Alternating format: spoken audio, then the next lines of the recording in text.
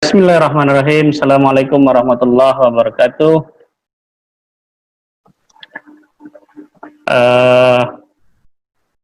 Bapak Ibu yang saya hormati, terima kasih sudah bergabung di Seminari Syariah Accounting Seminary Series, yang pada hari ini kita akan membedah buku Dr. Hafaz Furqani yang berjudul Metodologi Ekonomi Islam.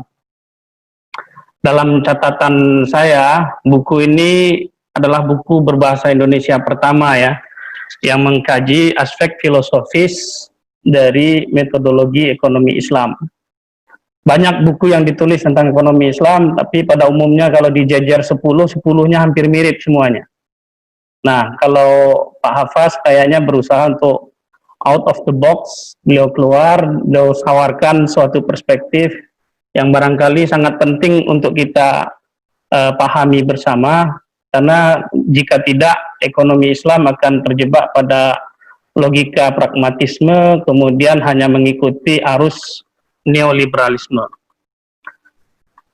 Nah, siang hari ini kita sudah bergabung dengan Pak Hafaz Furqani, sudah bergabung bersama kita. Assalamualaikum Pak Hafaz.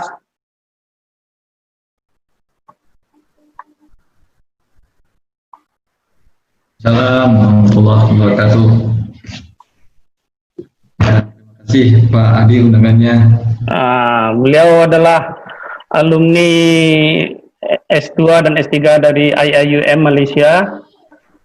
Kalau Bapak Ibu klik di mesin Google Scholar ataupun Emerald, maka akan bertengger nama beliau. Banyak sekali tulisan beliau tentang ekonomi Islam, khususnya yang berkaitan dengan aspek filosofi dan pembangunan teori keilmuan ekonomi Islam. Saya tidak akan memperpanjang waktu karena materi hari ini sangat menarik sekali. Langsung saja sebelum kita mulai, saya minta terlebih dahulu sambutan dari Ibu Ketua Prodi, Bu Melia Embun Baining, kepada beliau. Kita silakan. Baik, terima kasih Pak Adi. Assalamualaikum warahmatullahi wabarakatuh. Yang saya hormati Bapak Dr. Hafaz Furqani, maaf Pak. Terima kasih Pak atas kesempatannya untuk bisa sharing ilmu kepada kami dari UIN Jambi, terutamanya kepada mahasiswa Prodi Akuntansi Syariah. Selamat datang Pak di kegiatan Syariah Accounting Seminary Series yang sebenarnya kegiatan ini sudah beberapa kali diikuti dan baru kali ini yang temanya berkaitan dengan bedah buku gitu, sekaligus dengan penulisnya langsung. Jadi kami sangat berterima kasih atas kesempatan waktunya di kegiatan kami pada siang ini Pak. Kemudian yang saya hormati Bapak Moderator Pak Adi Rahman, beliau adalah yang support kegiatan prodi-prodi AKS selama ini dan tidak lelah untuk memberikan motivasinya kepada prodi akuntansi. Terima kasih Pak Adi. Kemudian Bapak Ibu dosen dari tadi ada dari Jakarta, dari Magelang, kemudian dari Batu Sangkar, dari Palu, ada dari Unja juga, kemudian ada dari Kendari, dan semua Bapak Ibu yang telah hadir pada kegiatan ini, saya ucapkan terima kasih dan selamat mengikuti kegiatan kita pada hari ini, dan juga kepada rekan-rekan mahasiswa Prodi Akuntansi, silakan menyimak materi-materi yang disampaikan oleh Bapak Wadek 1 ini, yang pastinya sangat bermanfaat untuk rekan-rekan mahasiswa dalam proses risetnya nanti, karena yang selama ini anak-anak ini kebanyakan hanya mengetahui tentang riset ekonomi konvensional Pak. Jadi nanti bisa kita simak sama-sama bagaimana riset yang ekonomi Islamnya. Mungkin itu saja yang bisa saya sampaikan Pak Adi. Terima kasih. Wassalamualaikum warahmatullahi wabarakatuh. Waalaikumsalam warahmatullahi wabarakatuh. Terima kasih Bu Meli Embun Baining. Selanjutnya kita langsung beri kesempatan kepada Bapak Abbas Furqani untuk menyampaikan, membedah buku yang beliau tulis. Pada beliau kita silakan dengan segala hormat.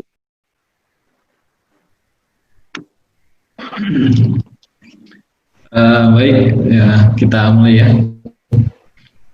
Assalamualaikum warahmatullahi wabarakatuh.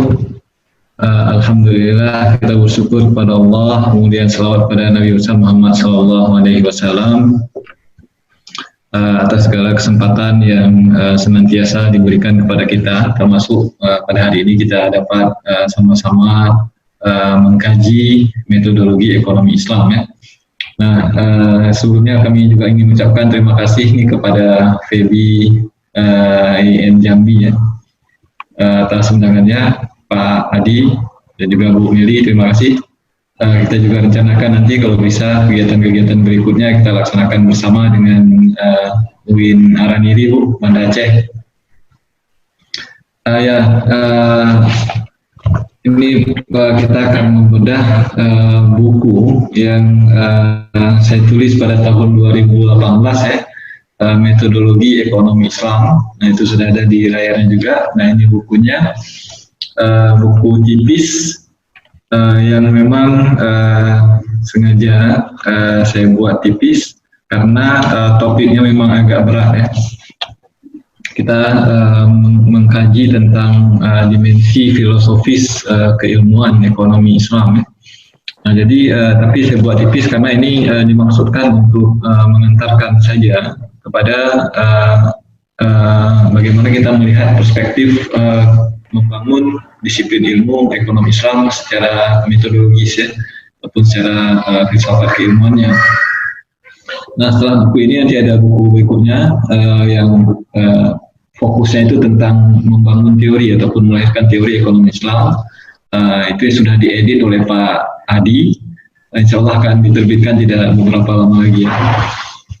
Nah, jadi buku ini judulnya adalah Metodologi Ekonomi Islam, Membangun Paradigma dan Format Keilmuan.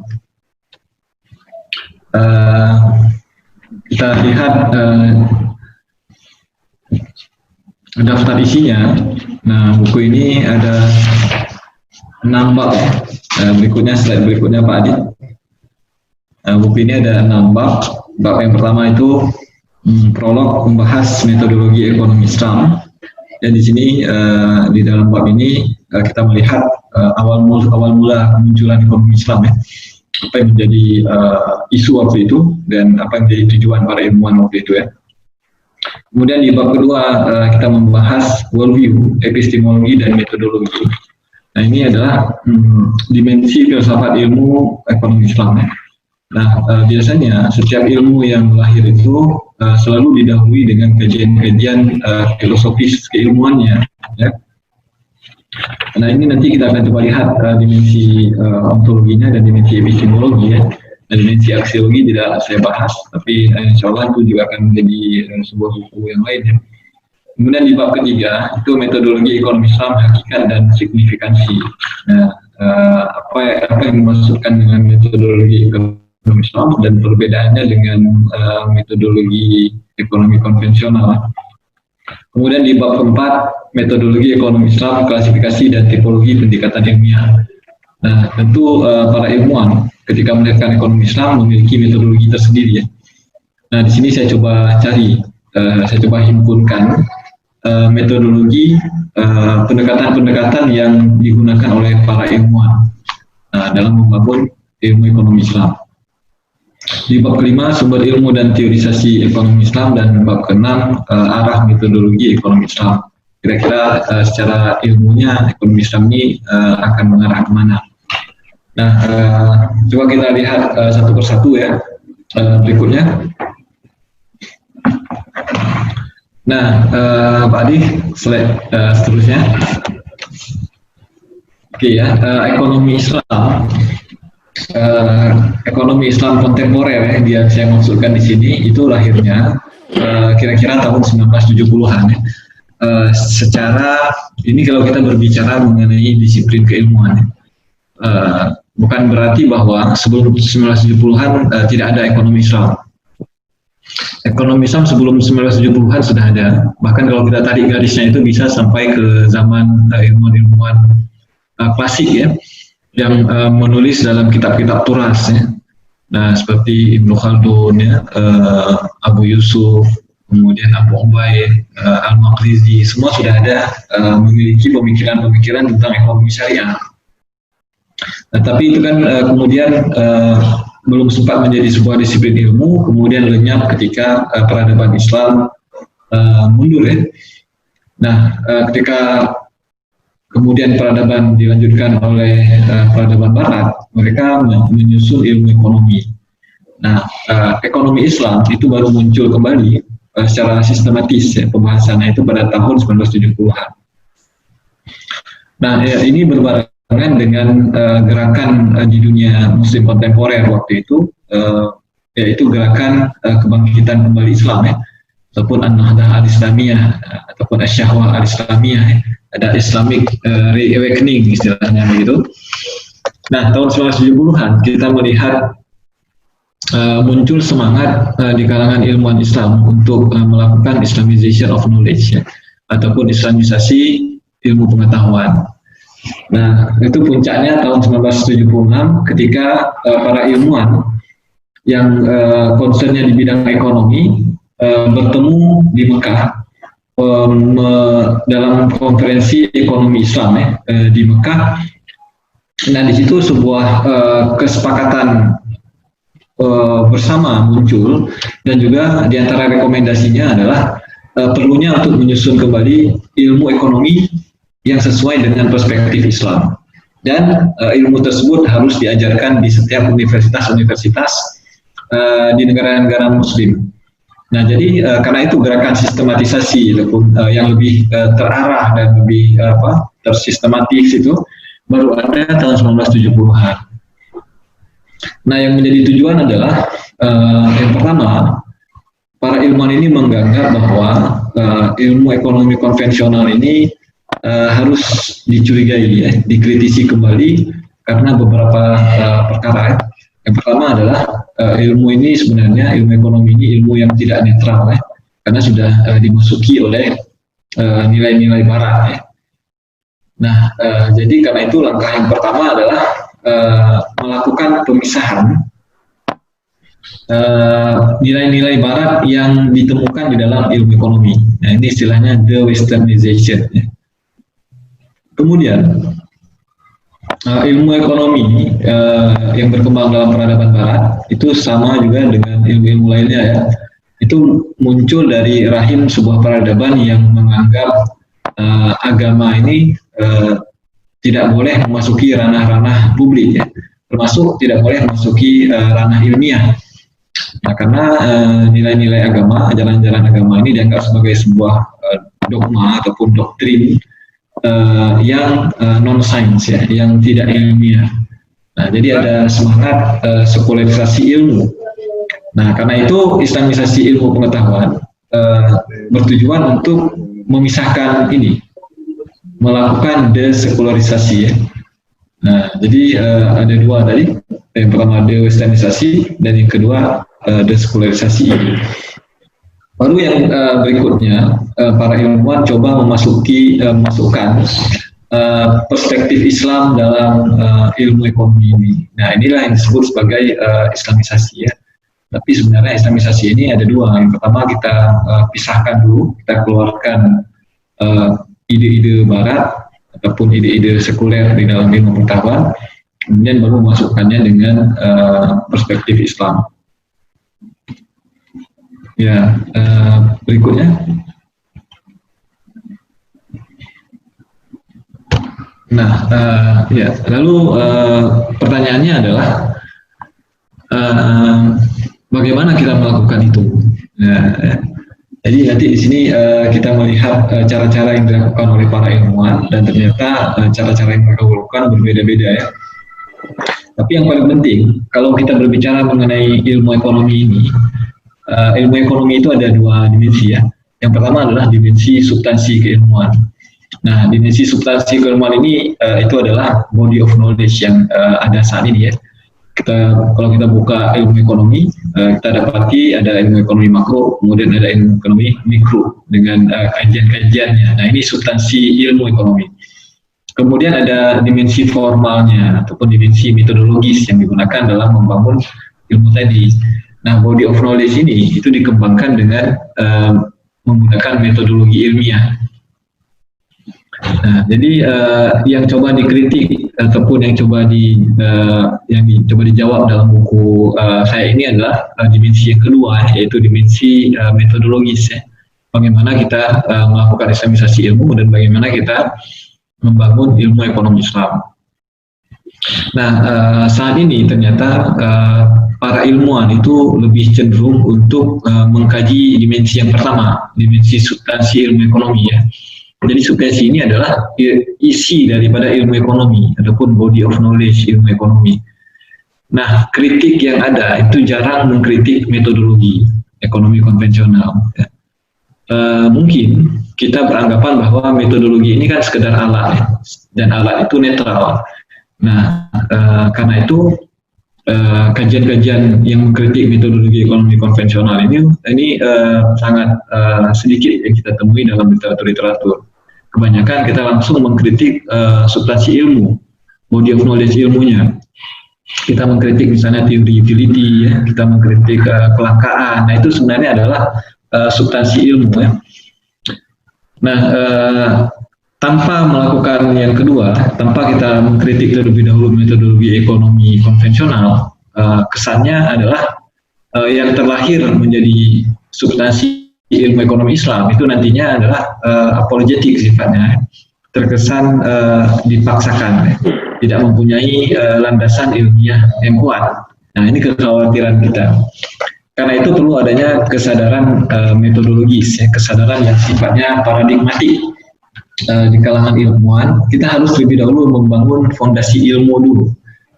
Nah, kita harus ada metodologinya dulu, paradigmanya kita bangun terlebih dahulu, baru kita berbicara mengenai substansi ilmunya. Oke, berikutnya Pak Adi. Ya, karena saya nggak bisa klik sendiri nih Pak Adi. Ya, nah itu pengantar di bab kedua. Sebelum berbicara mengenai metodologi, kita harus pahami dulu worldview ya, worldview. Nah, ini merupakan landasan ontologis ya. Kemudian epistemologisnya, sumber-sumber ilmu, kemudian baru metodologi. Nah, sebenarnya ini adalah kajian filsafat ilmu. Ya. Dalam ontologi, kita harus melihat bagaimana cara Islam memandang realitas. Ya. Fenomena ekonomi ini dilihat oleh menggunakan kacamata perspektif Islam itu agak sedikit berbeda dengan konvensional. Ya. Karena kita tidak melihat dimensi material saja, tapi juga kita melihat dimensi-dimensi yang lain, dimensi moral, dimensi spiritual. Ya. Kemudian yang terlibat di dalam fenomena ekonomi ini itu bukan manusianya saja, ya. Tapi ada hal-hal lain yang terlibat, yang bisa diperhitungkan dalam dimensi ekonomi ini, ya, termasuk alam. Nah, alam selama ini juga di-exclude ya, dalam teori-teori ekonomi. Baru kemudian muncul ilmu ekologi yang menggabungkan dengan ilmu ekonomi. Baru kemudian alam itu dimasukkan kembali dalam dimensi kajian ilmu ekonomi. Ya. Nah, Tuhan itu sudah lama sekali dihilangkan di dalam ilmu ekonomi karena dianggap tidak sesuai dengan fenomena ekonomi. Nah, ini coba dibawa kembali di dalam ilmu ekonomi Islam nantinya.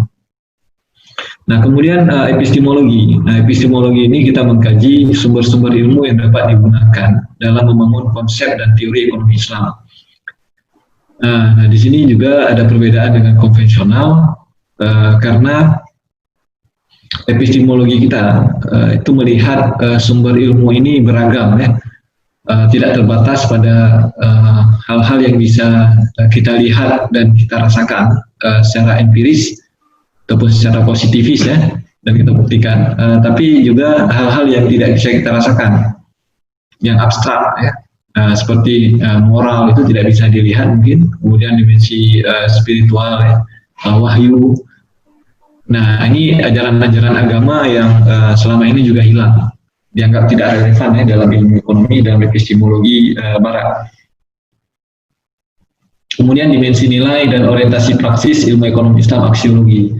Nah, karena itu ketika berbicara mengenai pengembangan ekonomi Islam, kita harus ada perspektif baru dalam ketiga-tiga dimensi ini, ya, dimensi ontologis, dimensi epistemologis, dan dimensi aksiologisnya. Nah, jadi kita harus coba ada perspektif baru dalam ketiga-tiga dimensi ini.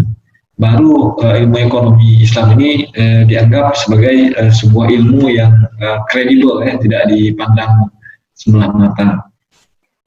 Oke, berikutnya Pak Adi.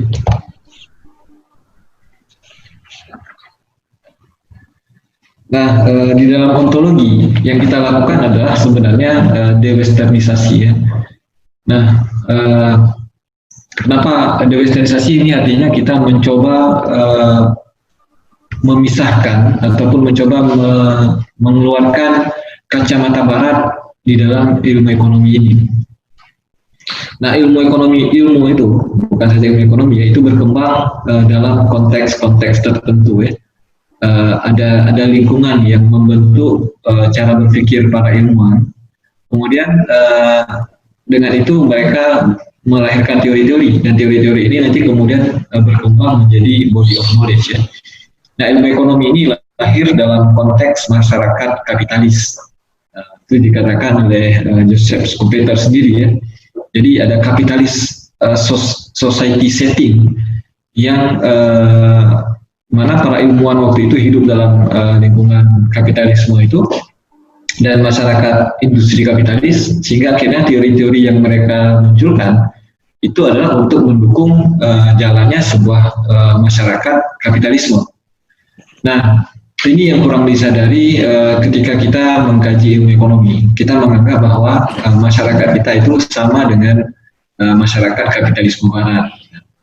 Nah, jadi untuk itu maka kita harus membongkar terlebih dahulu bagaimana konsep abstrak pemikiran para ilmuwan yang mengembangkan ilmu ekonomi ini.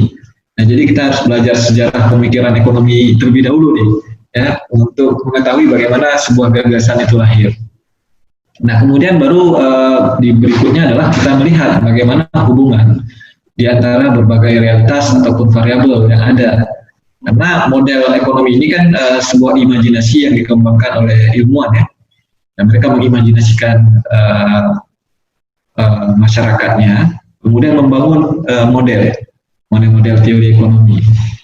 Nah, biasanya evidence itu ataupun findings yang kita lakukan ini jarang tidak mengakui teori yang sudah ada ya.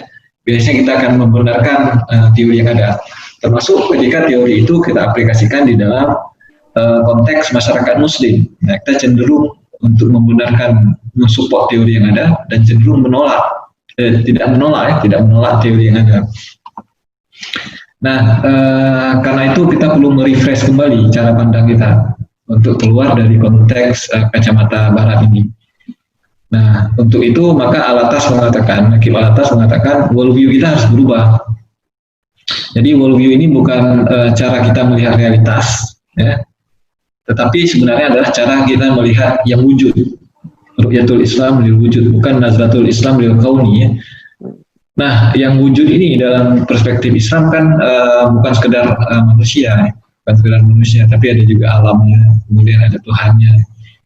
Nah, ketika kita melakukan refreshing cara pandang kita ini, maka bisa jadi kita akan memiliki perspektif berbeda mengenai masyarakat ekonomi dan bagaimana kita menyelesaikan berbagai permasalahan ekonomi ini. Nah, itu harapannya. Oke, berikutnya Pak Adi. Nah, masalah berikutnya adalah masalah sekularisasi. Ya, kita harus melakukan desekularisasi. Nah, sekularisasi ini mulai muncul dalam peradaban Barat ketika mereka ada di zaman pencerahan. Renaissance. Nah, di zaman Renaissance ini mereka memiliki konsep agama yang salah, sehingga agama Barat itu cenderung mengungkung ilmu. Nah, ketika terjadi Renaissance, maka agama-agamanya dibuang, gitu ya. Nah, ini tidak relevan di dalam peradaban Islam, karena justru dalam peradaban Islam, ilmu ini, tradisi ilmiah itu selalu didukung dengan agama. Nah, jadi ketika kita mengatakan bahwa agama juga harus dibuang dalam tradisi ilmiah Islam, ini agak ahistoris sifatnya.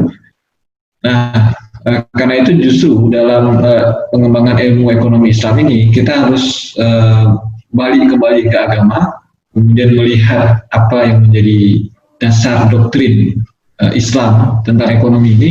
Nah, itu yang menjadi landasan atau pendasar kita dalam membangun teori-teori nantinya.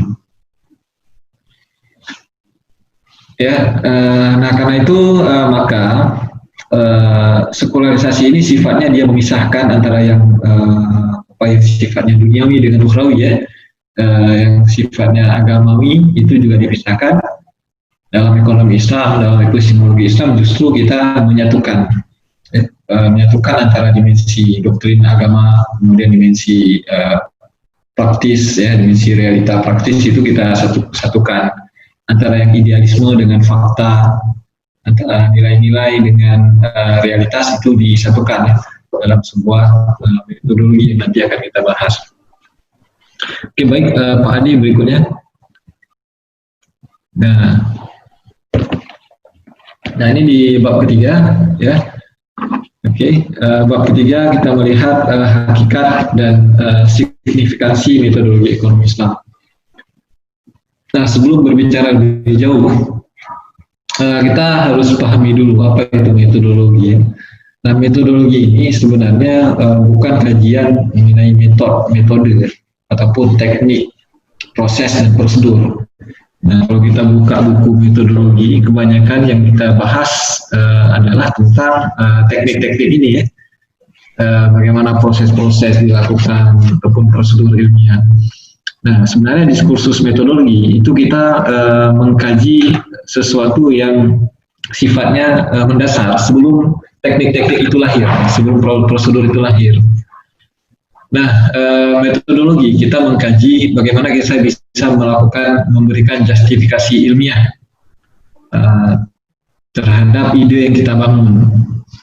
Apa yang menjadi kriteria ilmiah, ya, sebuah kebenaran yang dianggap benar itu, kriteria ilmiahnya itu bagaimana. Nah, kemudian baru berbicara mengenai prosedur-prosedur, ya, bagaimana cara-cara yang kita lakukan agar kita bisa sampai ke sesuatu yang benar tadi. Nah, dalam kajian metodologi, output yang akan lahir itu ada dua, ya. Yang pertama, akan lahir sebuah kriteria ilmiah, prinsip-prinsip, standar-standar ataupun rasionalisasi, argumentasi dan justifikasi, bagaimana kita melahirkan sebuah teori dan memberikan argumentasi bahwa teori ini benar. Bagaimana kita bisa membuktikan bahwa sebuah teori itu benar dan valid. Kemudian baru serangkaian metode, teknik, prosedur ilmiah yang perlu ditempuh dalam melahirkan sebuah teori. Nah, jadi ini yang harus dibahas, ya, sebelum kita membahas mengenai metode-metodenya.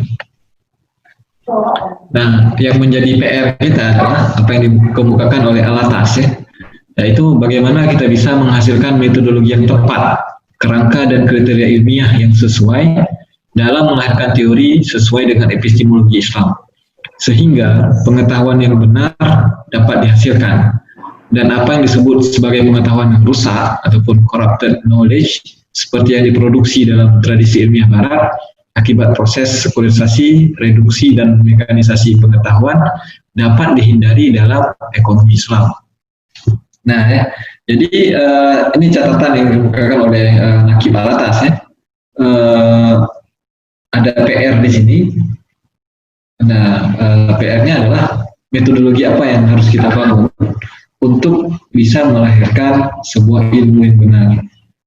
Kenapa? Karena ilmu Barat ini dianggap ilmu yang rusak, ya. Kenapa rusak?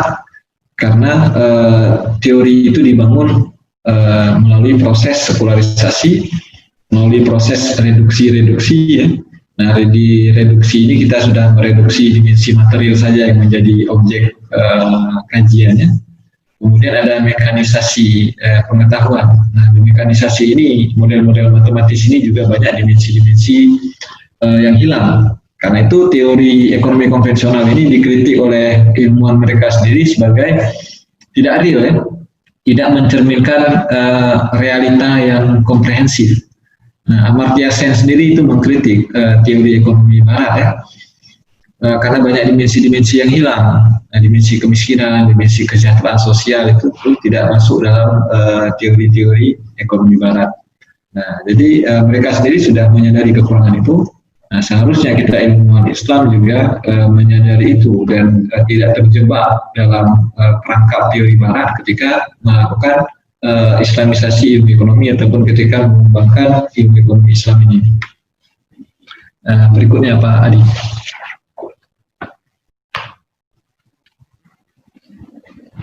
Jadi ya, nah di bab keempat ini kita lihat apa yang dilakukan oleh para ilmuwan kita ya. Nah, jadi saya sudah mengumpulkan dalam referensi berbagai macam tulisan-tulisan ya, terkait dengan metodologi ekonomi Islam yang ditawarkan oleh para ilmuwan kita. Saya membagi ada 3 tipologi pendekatan di sini. Yang pertama adalah tipe pertama metodologi fikih ataupun usul fiqh sebagai metodologi ekonomi Islam. Nah, ini ketara di dalam beberapa tulisan ya, khususnya mereka yang mempunyai background syariah dan kemudian mengkaji ekonomi Islam. Nah, metodologi yang dipakai itu kebanyakan metodologi usul fikih, ya, tapi coba menerapkannya di dalam ekonomi syariah. Nah, Walid Adas itu menulis buku tentang metodologi tahun 2008. Nah, dalam observasi beliau, ini berdasarkan disertasi beliau di International Islamic University Malaysia. Nah, beliau dapati bahwa ekonomi Islam yang ada saat ini tidak lebih daripada hasil pengaplikasian hukum dan aturan Islam ataupun fikih Islam ke dalam teori dan struktur ilmu ekonomi dan keuangan sekuler dengan memisahkan mana yang dibolehkan dan yang dilarang serta mencari dan memastikan ajaran syariah masuk dalam berbagai perilaku ekonomi dan bisnis.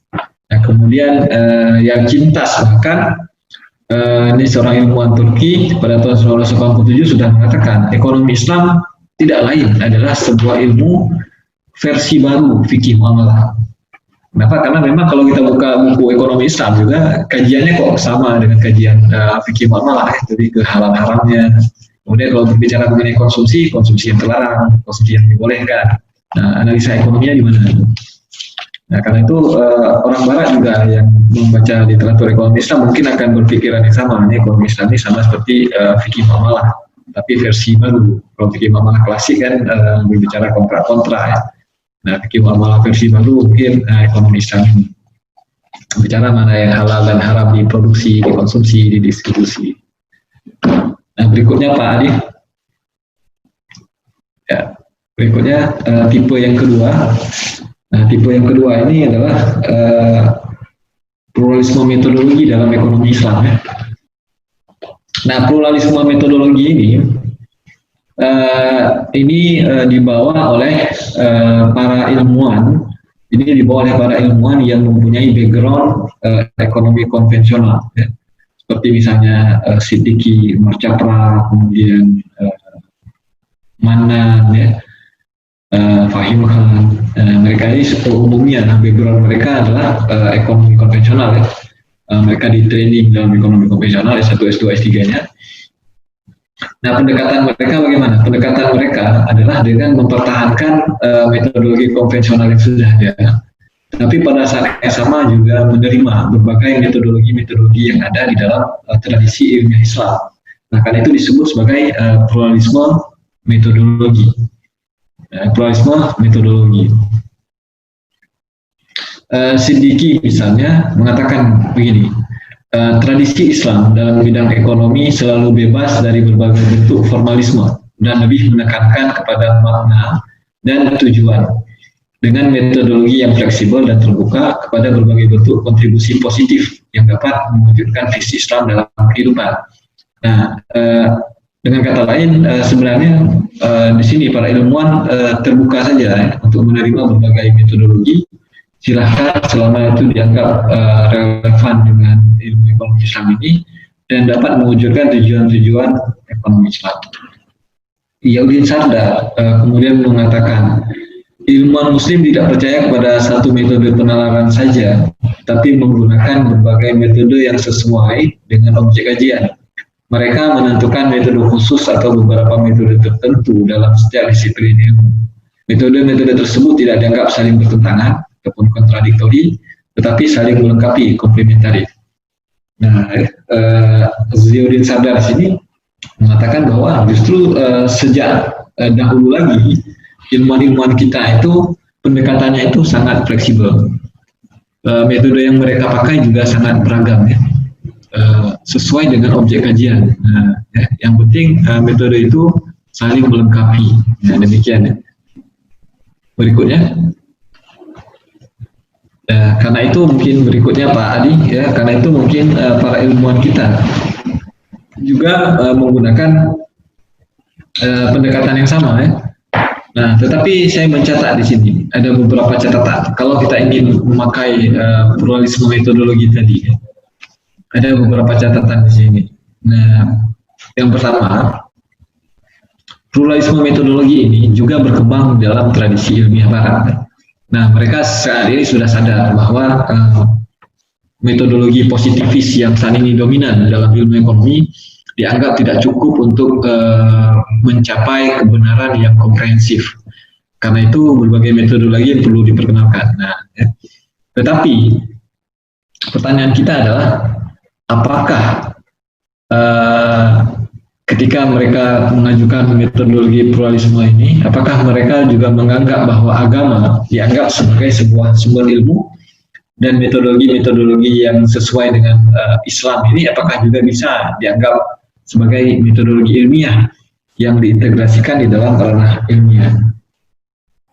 Nah, pertanyaan ini tentu jawabannya tidak ya dalam konteks peradaban Barat ya. Kemudian sebenarnya kita mengakui adanya metodologi yang plural ataupun mengakui sebenarnya keragaman saja ya. Jadi yang ada sebenarnya adalah keragaman metodologis ya, bukan pluralisme metodologi sebagai metode tersendiri. Nah, kenapa? Karena ada kecenderungan metodologi pluralisme ini untuk menyatukan berbagai metodologi menjadi sebuah metodologi yang satu. Nah, apakah demikian ataupun kita tetap mengakui adanya berbagai metodologi dan masing-masing menempuh caranya sesuai dengan objek kajiannya dan ada standar kebenarannya? Apakah demikian? Kemudian pluralisme metodologi juga dikembangkan dengan prinsip utama bahwa tidak ada ultimate truth ya. Nah, ini dalam peradaban Barat mereka sangat anti dengan kebenaran yang tunggal ya, yang dominan dalam aktivitas ilmiah. Yang ada hanyalah relative truth ya. Nah, sementara kita dalam Islam kita berusaha, kita mengakui kebenaran itu relatif juga. Tapi pada saat yang sama kita mencoba mencari kebenaran yang ultimate, kebenaran yang al-haq itu coba kita cari, ya, dengan tidak menafikan bahwa kebenaran-kebenaran yang sifatnya relatif itu ada. Tapi tujuannya adalah kalau sudah kita temukan kebenaran yang ultimate truth ini, yang tunggal itu, maka itu sebenarnya adalah kebenaran yang tertinggi. Dan itu agama bisa menyediakan kebenaran puncak itu. Nah, ya berikutnya. Nah, tipologi yang ketiga adalah metodologi islamisasi ilmu ekonomi. Nah, islamisasi ilmu ekonomi ini adalah metodologi yang umumnya dipakai oleh para ilmuwan kita. Ya, yaitu dengan melakukan interaksi dan integrasi ekonomi konvensional dengan prinsip Islam dalam ilmu ekonomi. Nah, contohnya saya kutip di sini ada M. Amanan. Ya. M. Amanan mengatakan, dalam setiap sistem pemikiran ada asumsi-asumsi dan ide-ide yang memungkinkan, yang kemungkinan sama dengan sistem pemikiran yang lain. Melalui penekanan, penerimaan atau penolakan, identitas ilmu baru akan tercipta. Dalam hal ini, mengadopsi atau menerapkan praktik dan institusi yang sudah ada dalam ekonomi modern ke dalam acuan baru tidak salah untuk pengembangan ekonomi Islam. Nah, jadi Manan di sini mengatakan bahwa tidak semua yang ada di ekonomi konvensional itu salah, ya. Ada yang benar juga. Nah, karena itu yang benar-benar ini masih bisa diterima di dalam konteks ekonomi Islam. Metodologi Islamisasi ilmu ekonomi coba melakukan penyaringan itu dan memasukkan ataupun mengadopsi yang sesuai dengan prinsip-prinsip Islam. Nah, Monzirkaf itu ada dua pendekatan. Yang pertama tahliyah dan yang kedua tahliyah. Tahliyah itu artinya mengidentifikasi dan mengisolasi postulat ekonomi yang dianggap tidak sesuai dengan prinsip Islam. Tahliyah artinya memasukkan postulat ekonomi baru yang digali dari prinsip Islam. Nah, jadi ya umumnya pendekatan yang diambil oleh para ilmuwan kita begini, ya sama. Ya. Artinya mereka coba mengisolasi asumsi postulat ekonomi yang dianggap tidak sesuai itu dibuang. Kemudian yang dianggap sesuai dipertahankan, dan yang ketiga mereka coba memasukkan perspektif Islam dalam teori yang sudah ada. Nah, inilah sebenarnya Islamisasi ilmu ekonomi. Nah, catatannya bagaimana? Ini saya mengutip saja. Ada beberapa catatan di sini. Ya. Yang pertama, Bassam TV mengatakan bahwa Bassam TV mengatakan tidak dapat dipercaya bagaimana Muslim bisa meminjam dan menggunakan kandungan ilmiah Barat, alat teknologi, dengan menolak konteks pengembangannya. Adalah salah untuk memisahkan alat analisa yang bersifat teknis prosedural dari konteks sosial dan sikap ataupun kepercayaan yang mengikat mereka, atau dalam konteks worldview tertentu yang mengikat mereka. Nah, jadi menurut Bassam TV,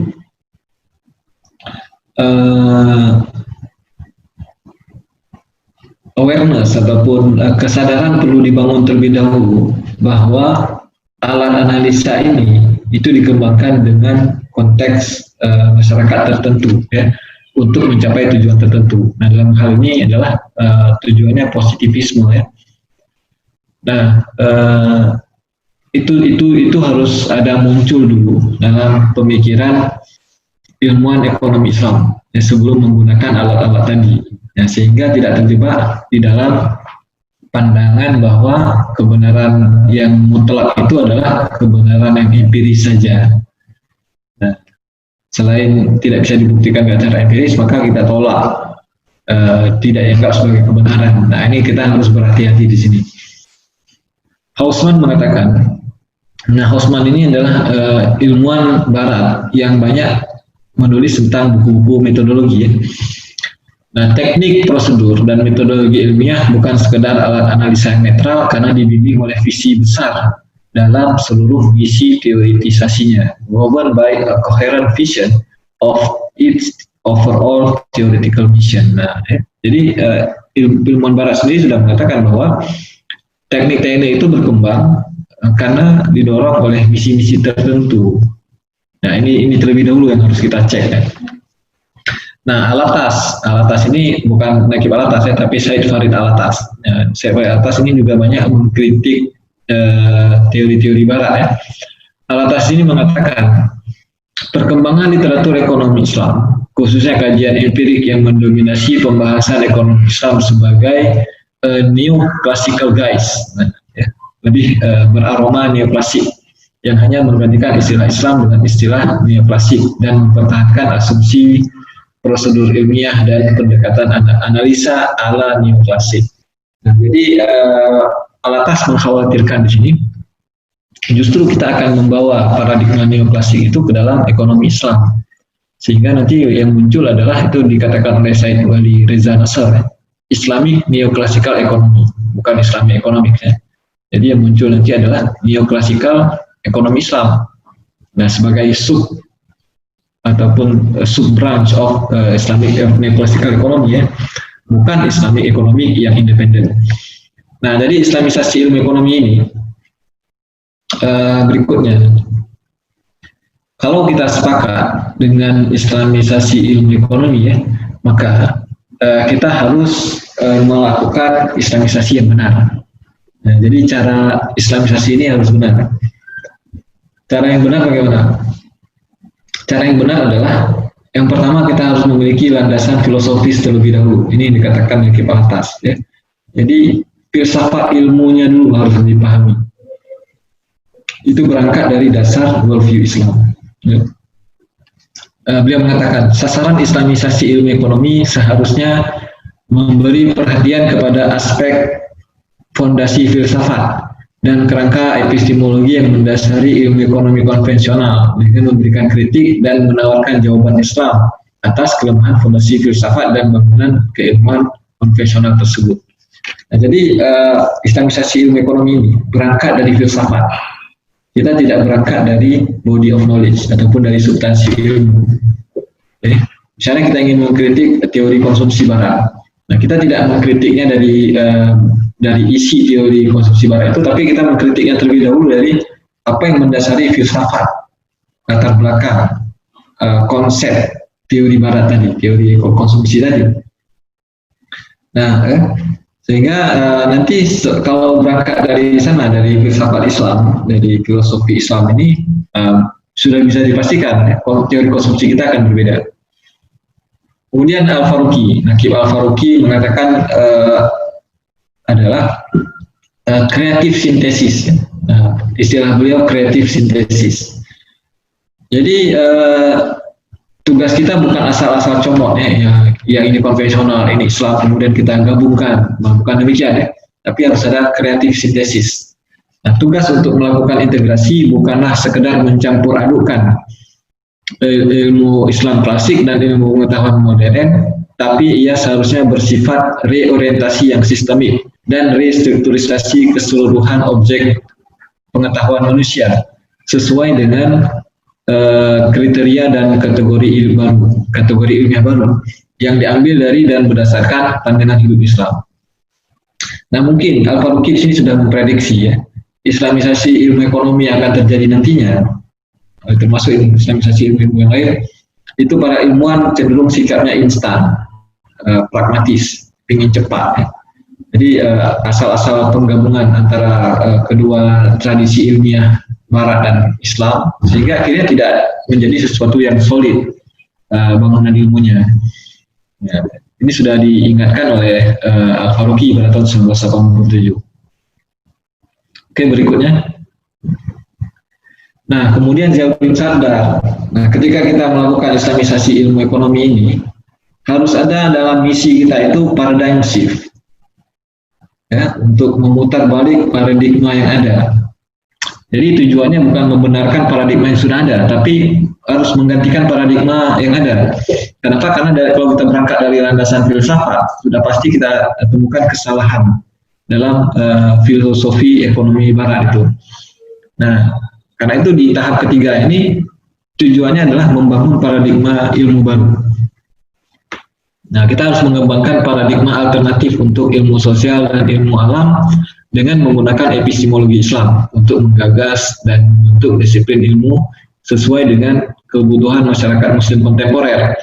Hanya ketika paradigma yang utuh dan bangunan ilmu wujud, barulah ilmuwan muslim bisa berpikir untuk mencapai sintesis dengan ilmu yang dikembangkan dalam peradaban Barat. Kemarin kami bersama Pak Adi itu ada mengkaji buku yang ditulis oleh Hidayat Nata'atmaja. Ya. Nah, Prof. Hidayat Nata'atmaja ini diantara ilmuwan-ilmuwan yang mencoba membangun paradigma baru, melihat bagaimana paradigma baru dalam ekonomi Islam. Ya. Beliau sangat fundamental kajiannya. Definisi uang itu beliau ubah dengan dari definisi uang konvensional. Konsumsi beliau ubah dari konsumsi konvensional ya, dalam definisi ilmu ekonomi konvensional itu dia ubah dari perspektif Islam, masuk produksinya. Nah, ini yang seharusnya ini yang diinginkan dalam Islamisasi ilmu ekonomi ini. Kemudian yang keempat, yaitu melakukan evaluasi, interaksi, dan sintesis antara ekonomi konvensional dan perspektif Islam berlangsung dengan menggunakan benchmark ilmiah Islam sebagai rujukan. Nah, benchmark kita bukan lagi benchmark ekonomi positivis ya, tapi sudah menggunakan benchmark ilmiah Islam karena kerangkanya sudah berbeda. Oke, berikutnya Pak Ari. Nah, ya kayaknya itu yang terakhir ya. Sebenarnya ada 2 bab lagi di sini. Nah, tapi sebagaimana saya sampaikan tadi, ini adalah pengantar. Ya, saya ingin membuka pikiran terlebih dahulu para pembaca sebelum nanti akan dilanjutkan dengan buku yang lain ya. Nah, di buku kedua ini draftnya ini. Di buku kedua kita lebih khusus membahas bagaimana teori ekonomi Islam itu bisa dimunculkan. Nah, ini editornya Pak Adi. Terima kasih Pak Adi. Mudah-mudahan bisa segera terbit ya. Nah, di sini nanti kita akan bahas juga ya, bagaimana kita bisa melahirkan teori ekonomi Islam. Cara-caranya itu bagaimana? Kemudian yang menjadi kriteria ilmiah kita itu apa? Jadi tipis juga bukunya supaya kita bisa membaca sampai habis dan nanti akan ada kelangsungan kesinambungan ide ya. Oke, mungkin demikian Pak Adi, kami kembalikan ke moderator. Silakan. Baik, terima kasih Pak Dr. Hafaz. Sangat menarik sekali apa yang beliau sampaikan. Betul yang beliau sampaikan, ini bukunya tipis, tapi setelah saya baca, ini bagian dari strategi bagaimana dunia akademik di Indonesia ini bisa bersentuhan dengan aspek filosofis, namun dengan gaya tulisan yang cukup ilmiah populer seperti itu. Karena kalau ditulis dengan sajian filosofis, belum baca orang sudah takutan gitu kan. Apalagi kalau bukunya tebal-tebal. Nah, Pak Hafaz kayaknya pandai melihat segmentasi keadaan di Indonesia, bagaimana kecenderungan kita lebih senang membaca hal-hal yang sifatnya praksis, keuangan, perbankan, syariah, dan seterusnya.